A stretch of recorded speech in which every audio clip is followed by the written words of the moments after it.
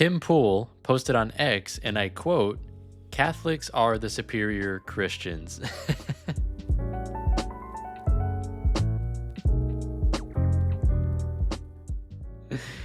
Now, look, I don't agree that this is true in all cases. I think the Catholic Church is the superior Christian church. It is the true Christian church in continuity with the ancient church that Jesus Christ founded and that he built off of Peter. But, you know, not all Catholics are better Christians than Protestants. There are certainly Protestants who are better Christians than many Catholics and vice versa, and many Orthodox who are better Christians. All of those disclaimers, totally acknowledged. I understand that. But I just thought this was funny. And this came after he did a stream in which he invited Inspiring Philosophy, Michael Jones of Inspiring Philosophy, to debate an atheist on whether or not Christianity is beneficial for society overall and whether or not the West can survive without Christianity. It was a crazy debate. It wasn't really a formal debate, more of a conversation, but it got very heated at times, and the atheist honestly brought up some arguments against Christianity that are not very sophisticated, in my humble opinion. And I think Inspiring Philosophy did a great job of responding to many of his arguments, but I also think he kind of let him talk too much and didn't respond to all of his arguments. So that's why I'm doing this video now. We're going to get into this debate and cover some points that I think didn't get the airtime that they deserved. But before we do, make sure to like this video and subscribe to the channel. Consider becoming a member by clicking the link in the description. Members saw this video early, and they see every video early, and members at the squad level or higher get even more perks on top of that. We'll talk about that later. I guess this atheist guy has a YouTube channel called Deconstruction Zone.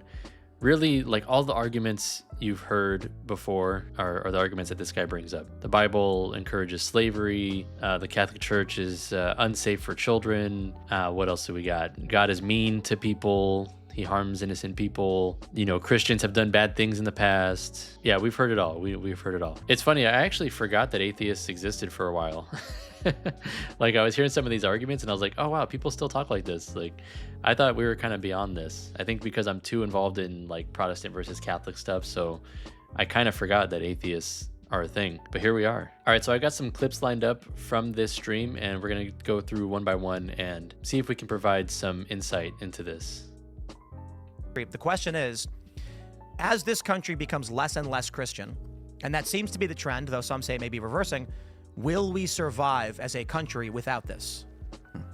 Well, I mean, first we need to find what we mean by Western civilization, and generally it's a civilization, not like Islamic civilization or Far Eastern civilization. It's a civilization that is generally defined by adherence to ideas like democratic values, human rights, strong belief in modern science and promoting of education. And if you read historians on this, like, for example, there's a great book called Christianity and Human Rights, an Introduction. Every chapter has its own author. They've argued that a lot of these values come out of the Christian tradition. And you're getting the opinions of multiple scholars. You can also check out Samuel Moyne's book, Christian Human Rights. Tom Holland's book, he's an atheist dominion. That's his book.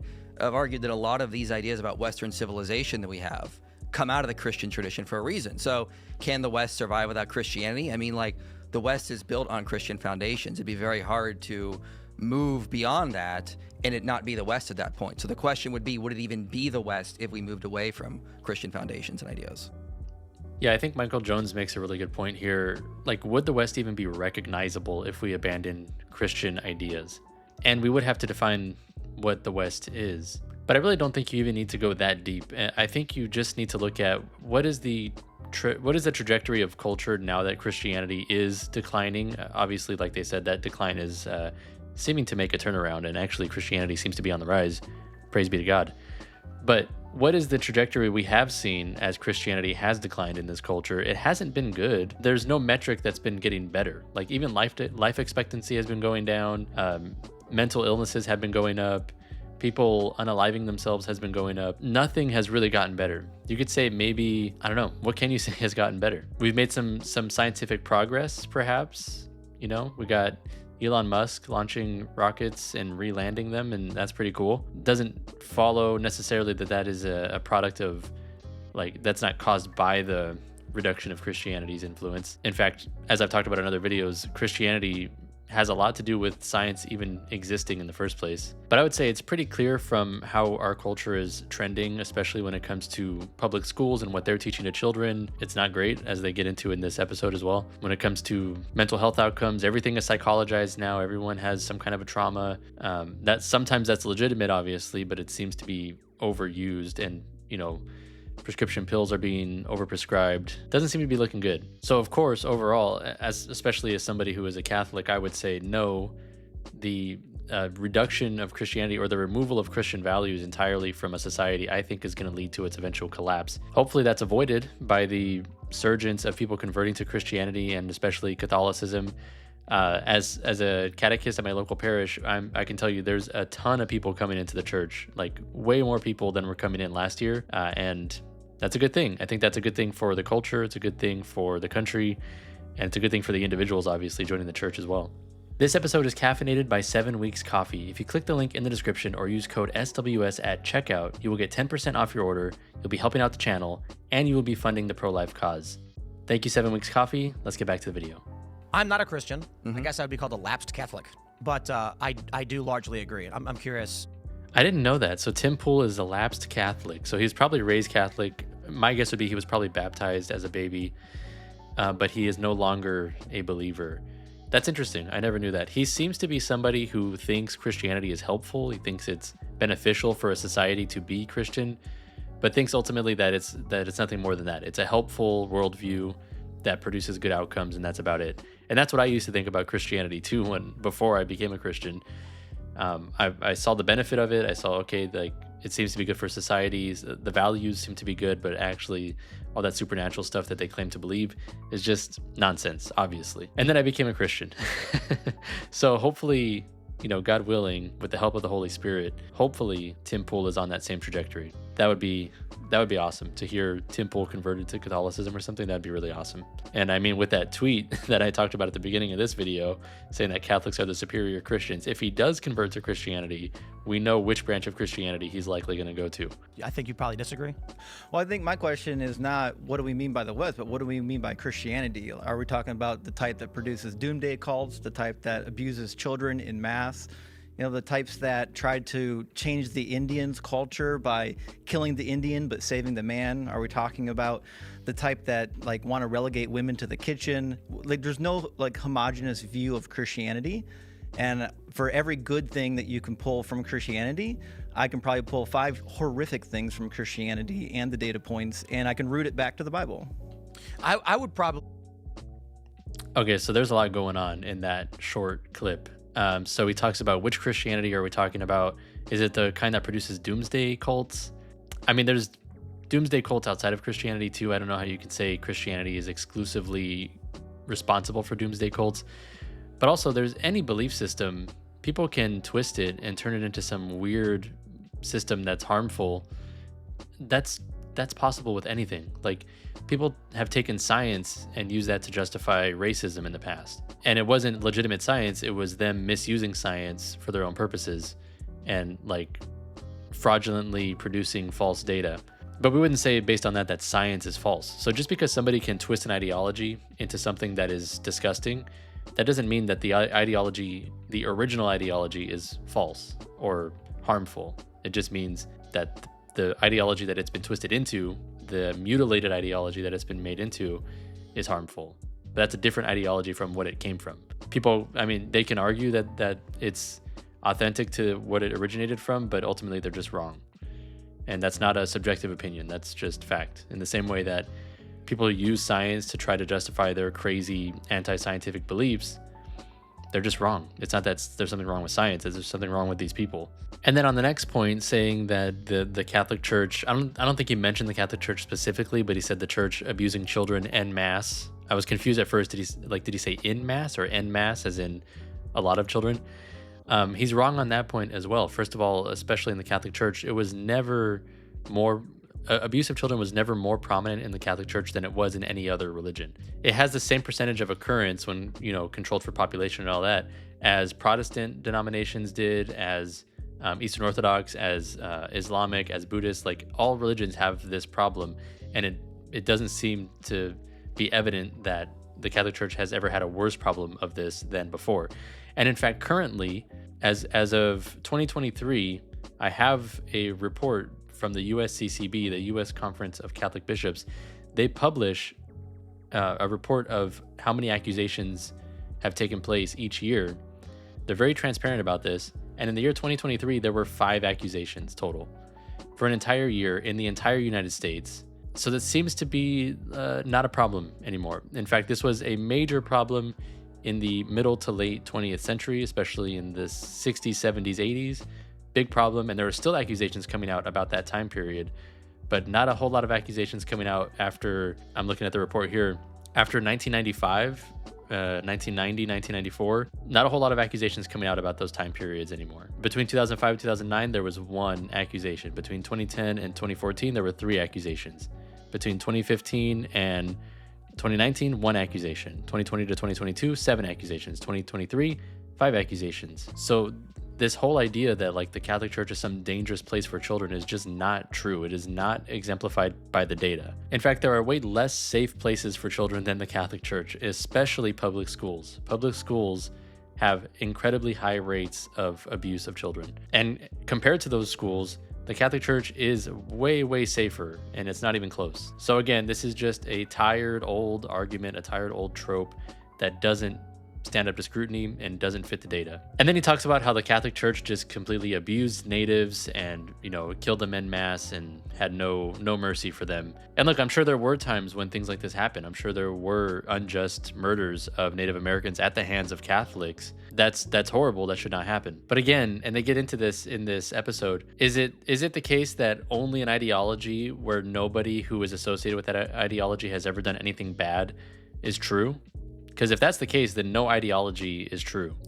Capitalism isn't true, communism isn't true, science isn't true. Like, none of this stuff can be true if we demand moral perfection of everybody who ever adheres to that thing. That's just unreasonable. And also, let's not forget that a lot of the Native American cultures that the Catholics came in and tried to convert, and sometimes there were violent interactions between the two, many of those cultures, in fact, most, if not all of them, practiced human sacrifice and other disgusting, terrible practices. Would you want to just allow human sacrifice to continue to happen? Or would you want to say, hey guys, maybe we should not do that. Let's stop the human sacrifice. What do you think? Yeah, I think we would agree that, human sacrifice probably should not be a thing. Imagine if Christians were doing human sacrifice, you'd probably be like, yeah, we should violently stop those people from doing that. I mean, people want to violently stop Christians for far less than that. So that wouldn't be surprising. And then finally, I don't know, I don't remember all that he said in that short clip, but the last thing I'm going to respond to is the whole thing about how we just want women to be in the kitchen.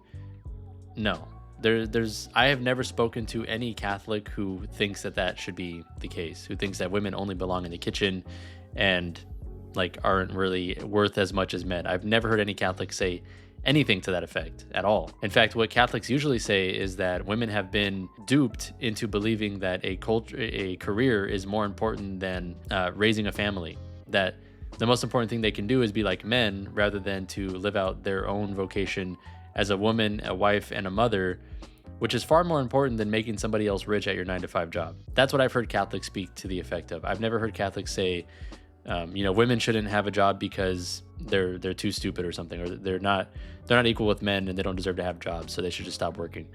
It's always like, no, women would be happier if they didn't have a job and were, at home. And many women would be. There's obviously exceptions to that, but this also seems to be shown in the data. Women who stay at home and don't have careers, they tend to be happier. So anyways, I guess it shouldn't be a surprise, but all of the arguments that he just put forth of how Christianity is harmful are just based in straw man, historical falsehoods. It's just not good. And I guess we shouldn't expect any better, but I guess I kind of did. I'm a little disappointed. Now in this next clip, we hear from who I think is Tim Pool's co-host, and he's also not religious, but he believes in some kind of a vague spiritualism. He says at the beginning of this episode that like maybe the universe is God or something. So that's kind of what we're dealing with here. Let's see what he has to say. Christianity's bent and altered so many times, kind of to your point. It's changed. Like, obviously you've had reformations, you have the Methodist Reformation, you had at one point with the Spanish Inquisition, where they would go into, I don't know if they would kick people's doors in, but they would execute people for not worshiping their cult. And So several times in this whole episode, he calls Catholicism and Christianity a cult, and he says it's a neutral term. Later on in the episode, he says it's a neutral term. He doesn't mean it's not insulting, but every religion is a cult in its own way. But the term cult actually has a definition, and we can see pretty clearly that Christianity does not fit that definition. So for example, there are some actual legal and psychological markers that people look to see is something a cult. For one, do the followers of this ideology undergo brainwashing or some severe emotional manipulation? I don't know if you've ever been to a Catholic Mass, especially a Latin Mass, but there's really no manipulation going on there. It's just, here's the Mass, we're going to do it. You can be here, you can not be here, you can participate, or you can just watch, but we're going to do this thing, and we're going to partake of the body and blood of Christ. Not a whole lot of manipulation. There's not a whole lot of emotional appeals to people. There's not a whole lot of like sales pitches going on. Nobody's pressuring you for money. It's pretty chill, actually. So that certainly doesn't meet the brainwashing criteria. There's no brainwashing going on at a Mass. You're just witnessing a sacred act take place, or what we believe is a sacred act. And no one's really trying to convince you of anything. You're just witnessing it. In fact, that's what Shia LaBeouf says he loves so much about the Latin Mass, is like, no one's trying to convince him that what he's witnessing is truly divine. No one's trying to convince him of anything. He's just there witnessing this act that everybody there believes is a divine act. And he's free as a observer to believe whether to believe that's divine or not, or these people are crazy, or they're actually believing something true. That's totally up to you. You can just sit here and witness what we're doing. Latin Mass affects me deeply. How come? Because it feels like they're not selling me a car. Something that happened, Christ the King in Oakland does a Latin Mass every day of the week. And it feels like it's not being done to sell me on anything. And it feels almost like I'm being let in on something very special. Which is actually in contrast to a lot of Protestantism. In mainline Protestantism, evangelicalism, non-denominationalism, there's a sales pitch, there's an altar call, and there's emotional music, and the pastor's trying to say some emotional speech to get you to go up, and we're all going to pray for you. There's usually an emotional speech that precedes the collection of the offering. All of that stuff does not happen at a Catholic Mass. At least not any Catholic Mass I've been to. I've been to many all around the world. Now, another marker of a cult is that to leave the cult is very detrimental to you. It could bring threats on your life. It could bring threats on your relationship with your family if they're in the cult. This is something we see a lot with, for example, Mormonism, which I'm not saying is a cult, but it does have this thing in common with cults. If you leave Mormonism, your family will never talk to you again. Like, you're done. You're totally cut off from them. In most cases. In some cases, that's not the case. Praise God. That's got to be terrible to go through. But in most cases, that does seem to be what happens. And in things like Scientology, which definitely is a cult, if you leave and you try to speak out against Scientology, they will go after you legally and try to sue the life out of you. Those are some markers of cults. Definitely not what happens in the Catholic Church. In the Catholic Church, if somebody leaves, I've only ever heard people... I'm sure there are some parents who say, like, you're not my child anymore because you left the Catholic Church. I'm sure that happens. But it's rare, especially nowadays. It's exceedingly rare. I've only ever heard cases of people saying, for example, when people come into my live streams, they say, oh, my children have fallen away from the faith. Please pray for them. And like, do you have any advice how I can talk to them? And usually people will recommend, just be gentle. Don't bring up arguments. Let them think of it on their own. Don't be pushy. That's my experience with Catholicism and people, falling away from Catholicism. Usually there's no like disowning of people. And it's certainly not official church teaching that you should disown your children if they fall away from the faith. That's not the case at all. In fact, there's a strong focus in Catholicism on what is called a vocation or a calling. And that is, let's say you're a parent, that your parenthood is your vocation. You're a parent.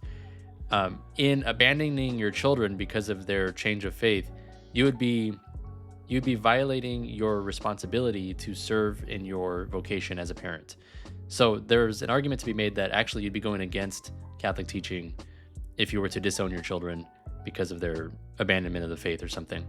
And then real quick, one of the last things that denotes a cult is an us versus them mentality. And the Catholic Church and Jesus Christ do not teach anything that is even remotely similar to an us versus them mentality. It teaches that Even if people persecute you and try to kill you for your faith, you are to love them and pray for them. You are to love your enemies. I mean, how you can't get further away from us versus them than that. So in short, no, Christianity is not a cult, and this guy calling Christianity a cult repeatedly throughout this episode is uninformed and rude. And maybe equally uninformed is his understanding of the Spanish Inquisition, because at no point in the Spanish Inquisition did, the Catholics kill people for not, quote unquote, worshiping their cult, whatever that means. You don't worship a cult, by the way. You worship as part of a cult, perhaps, but you don't worship a cult. That's kind of weird. Anyways, the Spanish Inquisition has been grossly misrepresented, and Michael Jones is going to give us a little bit of context on that. Let's take a look at what he has to say. I think there are excellent methodologies and messages from that book, the Christian Bible, but there's a lot of horrible cult worship, adherence, expectation, groupthink that's very, very dangerous just in general across all religion and what do you want to call it, mass formation of any kind. So that's kind of where I'm at. I'm very much a cherry picker in that sense, I guess. Well, let me ask real quick. He mentioned the Spanish Inquisition. I don't know if you are familiar with it. Oh, yeah. So there's a lot of propaganda about the Spanish Inquisition. A lot of it actually comes from a lot of Protestants later on. But if you read a book by an atheist named Nathan Johnstone called The New Atheism, and he makes the point, like, we just can't say Christianity, therefore Inquisition, because it comes about in the Middle Ages after a recent resurgence of rationalism and the need to place justice in the hands of humans more than anything. And then, of course, the propaganda aspect comes in. A Spanish inquisitor would consider themselves a failure if they actually had to execute someone. They didn't want to do that. The goal was to actually convert someone. And oftentimes, they were far more rational than a lot of the secular governments of the time, like the kings. Yes. And also more facts about the Spanish Inquisition that I don't think Michael Jones had the time to get into was the Spanish Inquisition was not directed at converting people to Catholicism. It was not directed at, targeting Jewish people or targeting Muslims or targeting Protestants. What the Spanish Inquisition was about was targeting new converts to Catholicism who were accused of being witches or who were accused of not following the faith truly and were only using the title of Catholic for some kind of a societal benefit. So, for example, people would say, hey, this person is only claiming to be a Catholic for some kind of societal benefit, and they're actually, faking it, and I know this because so-and-so said so-and-so, and they did this and that. So instead of just having a witch hunt take place and everybody just go after these people, they would actually study the case. They would, give the person a chance to defend themselves. If they were found to be guilty of some kind of heresy, then they would be given the opportunity to, repent, to correct themselves. The church would plead with them, like, please correct yourself. And the very, very, very last resort would be to hand these people over to the local authorities so that they could decide what to do. So the Catholic Church never sentenced anybody to death. They never said, you are sentenced to death and now we're going to kill you. They gave them to the local authorities and said, this person is not cooperating. They're not, they're not responding to our pleas with them to repent. So here you go. They're your problem now. And then the local authorities would decide whether or not they wanted to kill them. But again, this was not targeting people of other religions. This was only people who claimed to be Catholic. And Michael Jones is right to point out that it was the goal of the Inquisitors to avoid getting anybody executed at all costs. That was the worst case scenario. They did not want that to happen. And we know that this is the case because over the couple of hundred years, I think it was like 300 years that the Inquisition was in place, only 3,000 to 5,000 people were executed under this, which maybe is a lot of people, but over 300 years. And by the way, those 3,000 to 5,000 people that were executed made up only 2 to 3% of all of the people investigated as part of the Inquisition. So roughly 150,000 people were investigated, only 3,000 to 5,000 were actually executed, meaning 97%, perhaps over 97% of the people who were affected by the Inquisition were not executed. So if this was some attempt to just mass murder people who disagreed with the Catholic Church, you would think there'd be many more bodies to stack up than 3,000 to 5,000 over a 350-year time span. So again, this is a tired old trope, totally played out. In fact, there's a really good video by Brian Holdsworth where he dispels all of the myths around the Spanish Inquisition and the Crusades. I highly recommend checking that out. I'll link to it in the description. Hopefully that can put some of these tired old myths to rest. In the nobility, like Nathan Johnstone talks about in his book, the Inquisitors were reminding people, we're not just going to blame crop failures on witchcraft. there's probably a naturalistic explanation, far more likely. So it's been blown way out of proportion, he points out. It's often used to sort of attack Christianity. And we also have to remember there are multiple variables going into this idea. It wasn't just Christianity, therefore Inquisition. We have to remember variables throughout the Middle Ages, political, secular, economic, various aspects are going in people's thinking, and it's going to affect the outcomes. Sure, and as someone who's actually studied the history and brought some of it with me, that's all wrong. So here's a book called The Bloody Theater. It's been renamed The Martyr's Mirror. It's a volume that's kept just by the Anabaptists, and there are thousands upon thousands of firsthand accounts of people that were murdered by Protestants, murdered by Catholics, murdered by Zwingliists, murdered in Geneva for simply baptizing people as adults. Whole families tied up, thrown into the river and drowned. Children drowned because their parents got baptized as adults. That's it. There are thousands of firsthand accounts. So just to clarify. So again, I know Michael Jones is trying not to get pulled into all of these little spats here and there, because the point of this argument isn't have Christians ever done anything evil, but it is, can the West survive? The West, which is built on Christianity, can it survive without Christianity? And the answer seems to be no if we're just observing the culture now. But this guy's whole point is, let me go look at some Christians and Catholics who did bad things in the past, and that's supposed to show how Christianity itself is wrong. But as I've said before, people use ideologies to justify evil acts all the time, and it doesn't mean that the ideologies they're using to justify those acts are false. It means that people are false, and they're using perhaps true things to justify their immoral behavior. In this case, what he's talking about, he's kind of misrepresenting it a little bit. So it wasn't that people were getting baptized and then the Catholic Church was having people killed for that, because that'd be kind of weird, because the Catholic Church pretty known for emphasizing baptism. Catholic Church is a big fan of baptism, especially baptizing babies, but even baptizing adults that are coming into the church as adults. So it wouldn't make sense that they would be killing people for this. But what he's referring to is that the Anabaptists, who sprouted up after the Protestant Reformation and who were seen as radicals by the Catholic Church, by Martin Luther, by Zwingli, they were rebaptizing people who were perhaps baptized as infants. This was a grave offense, according to the Catholic Church, according to Martin Luther, and according to even some secular governments. So this was one thing where, ironically, Protestants and Catholics agreed at the time.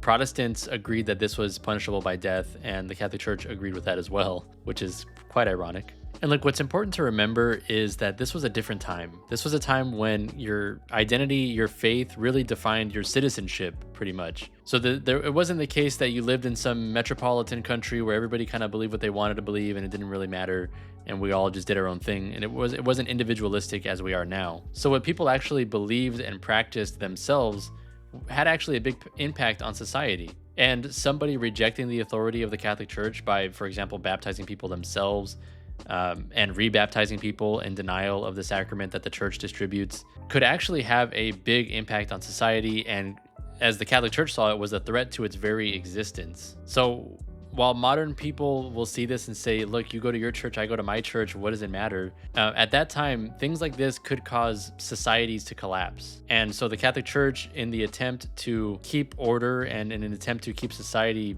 together, would sometimes resort to extreme measures like this. But again, they didn't set out with the mindset of let's kill as many Anabaptists as we can. That wasn't their goal. And we know this because, again, over about 100-year time span, the Catholic Church probably, according to estimates, killed about maybe 3,000 Anabaptists. Now that's a lot of people. I'm not minimizing that. That's a lot of people. But interestingly, Protestants also killed 1,000 or 2 themselves. So it's estimated that up to 40% of the Anabaptists that were killed during this time were killed by Protestants. So I don't know if anyone's going to come at this and be like, Catholic Church is bad because of this. Well, okay, then if you're a Protestant, you'd have to also say that Protestantism is bad in the same way. Or alternatively, you could just say, yeah, I disagree with the killing of people because of religious differences. And, while I try to understand the historical context, maybe I still don't agree that that was the right thing to do at that time. We can all agree with that. And it doesn't disprove Christianity. It doesn't disprove Catholicism. And it definitely doesn't show that Christianity causes,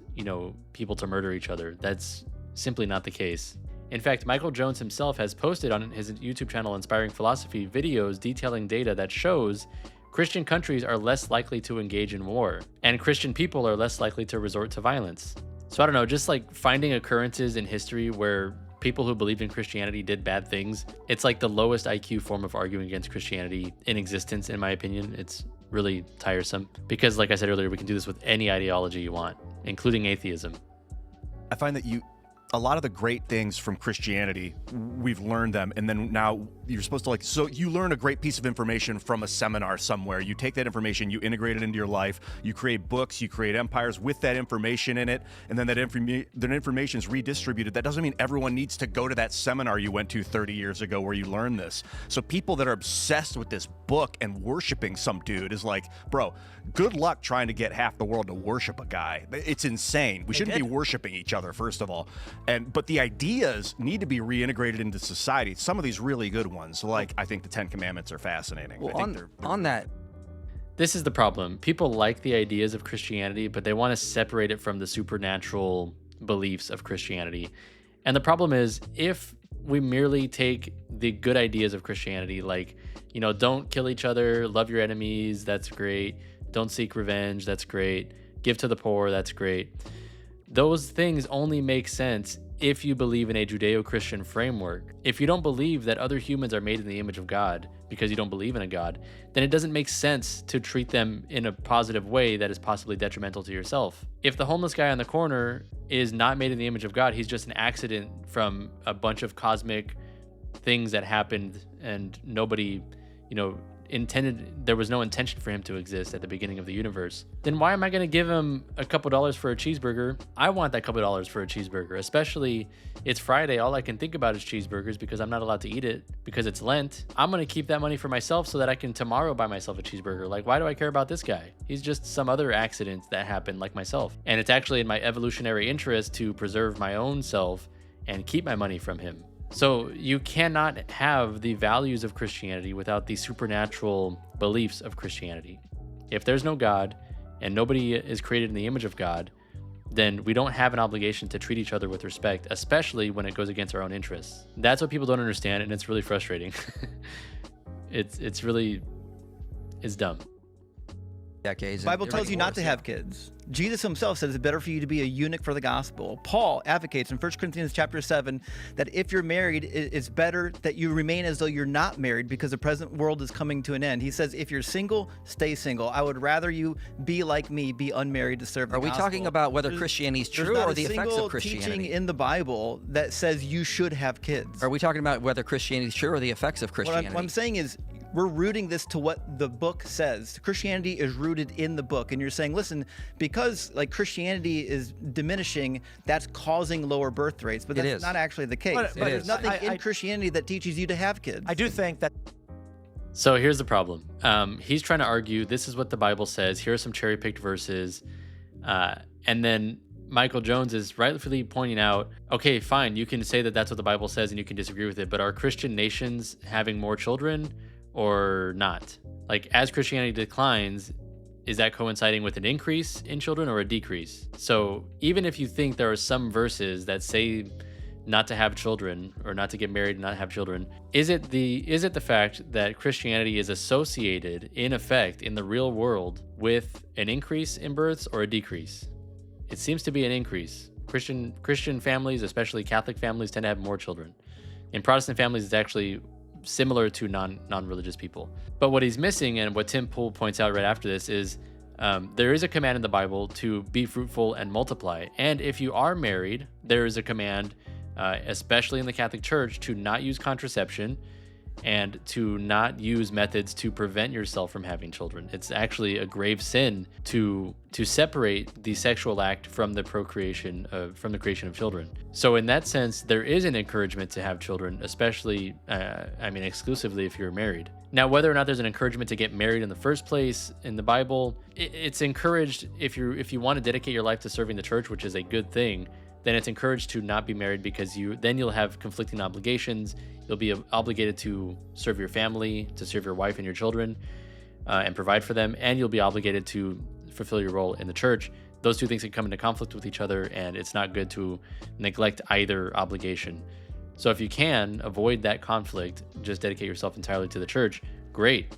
But for most people, that's not going to be the case. For most people, they're going to get married. And if you are married and you are, separating the sexual act from its procreative intention, from its natural intention as a procreative act, then you're committing a grave sin, as the Catholic Church teaches. And that's why you do see Catholic families with a ton of children.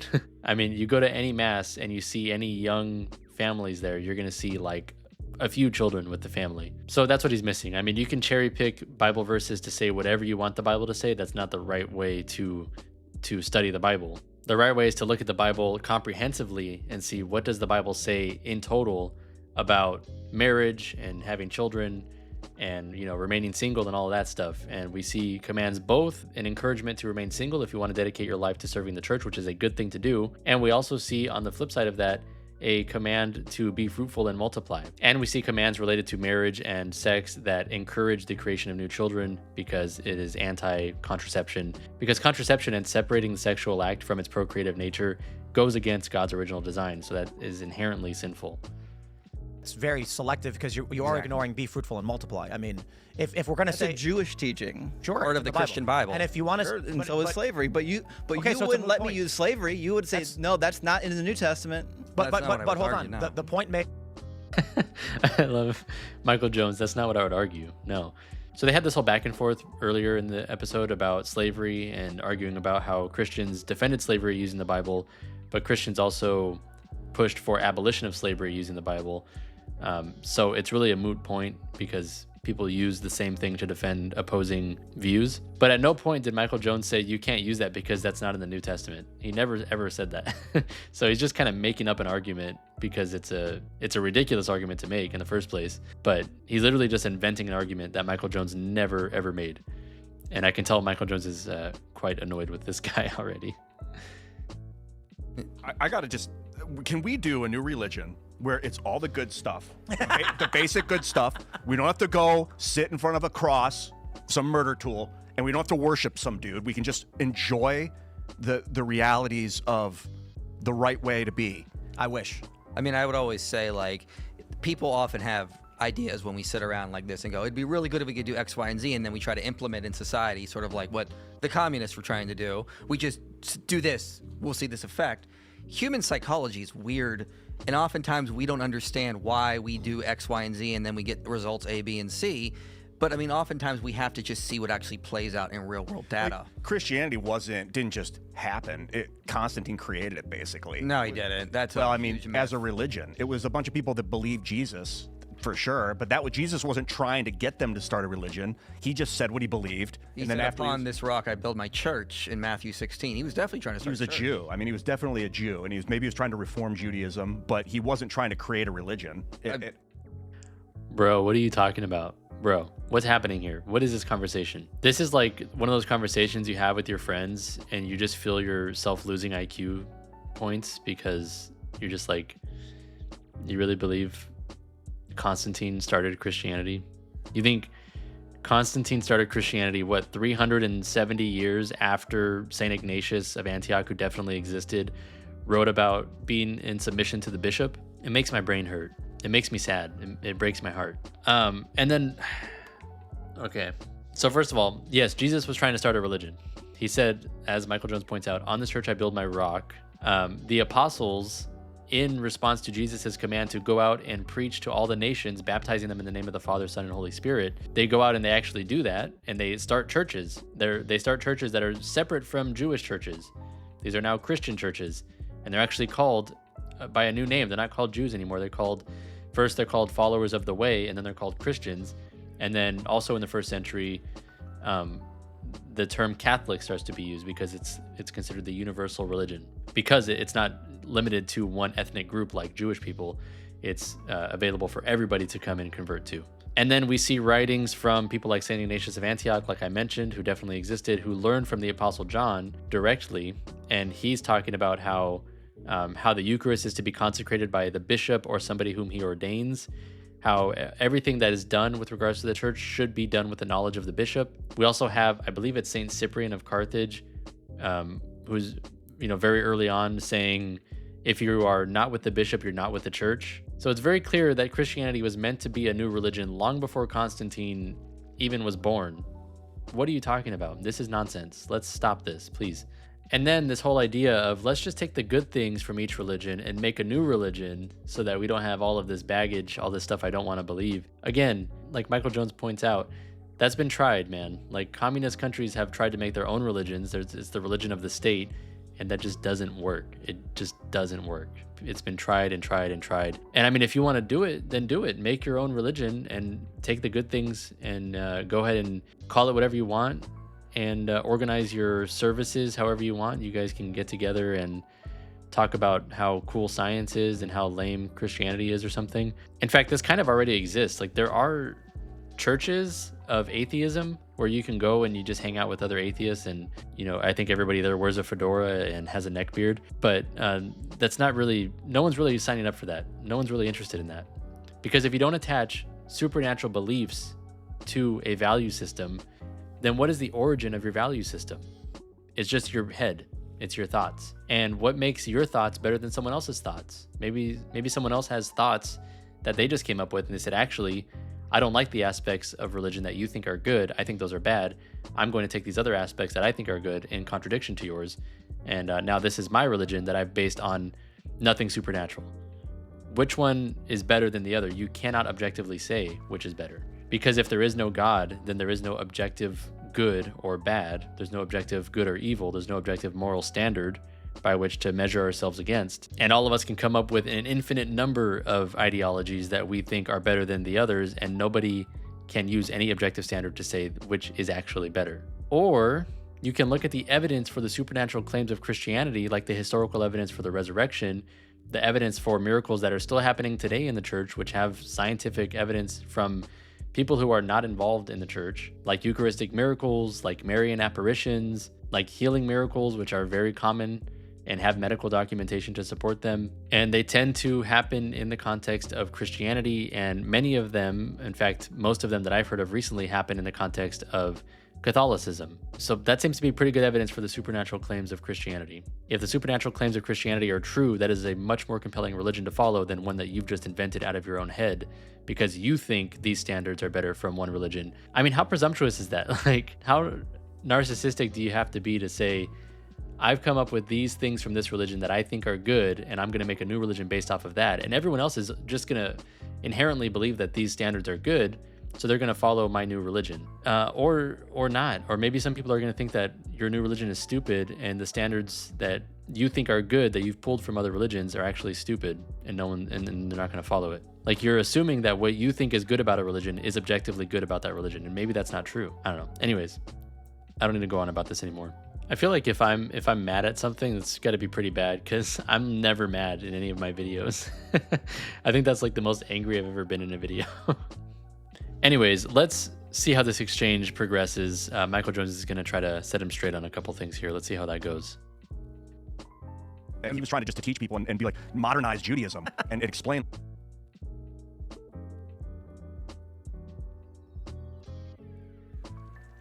But he wasn't trying to create a religion. He was trying to just to teach people and be like, modernize Judaism and explain like, well, maybe you can, sow two types of crops in one garden and it'll be all right. I don't know if he actually said that, but like he was taking the Old Testament and like filling in the gaps for modern age with new technology and being like, here's a lot of it. I mean, he definitely was a reformer, but he was definitely calling all sorts of people to him. I mean, if you go to Matthew 28, he talks about going and preaching to the Gentiles and doing this kind of stuff. Then we see it play out in Acts.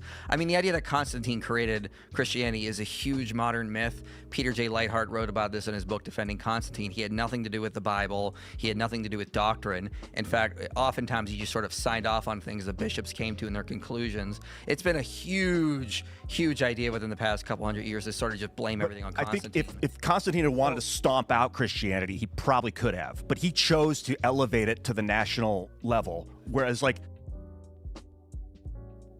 bro, if any emperor wanted to stomp out Christianity, presumably they could have, but maybe they couldn't have because they tried to and it didn't work. I mean, at the time of Christianity, when Christianity was just starting, after Jesus had been resurrected and ascended into heaven, they were trying to get rid of these Christians, and especially in the time of Nero, like several emperors before Constantine were trying to get rid of Christianity, and they just couldn't do it.